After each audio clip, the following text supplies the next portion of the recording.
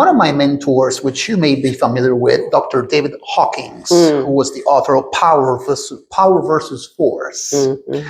He says he was known for his map of consciousness, for the delineation of the human emotions from the lowest vibrations to the highest vibrations of love and unconditional love.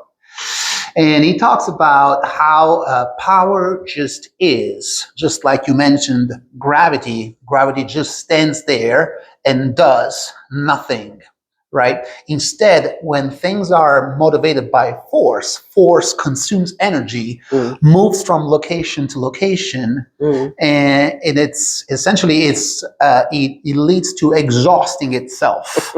Think about all the people that operated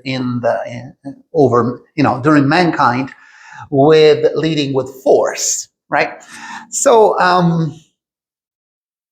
speaking of power,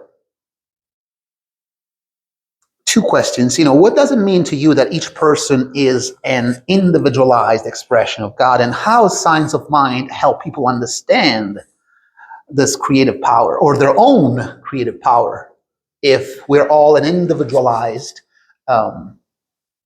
unit of consciousness? I think it's interesting because it really does have to do with their relationship to that power. Mm-hmm. Because if they're thinking that they're coming from their personality, then they're really not connected to their power. They're connected to their ego.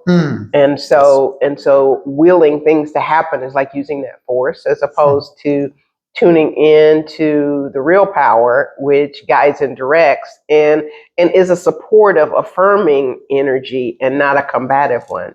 And so it doesn't seek to make oneself puffed up better than somebody else as much as it does meeting people, guiding us to meet people where they are.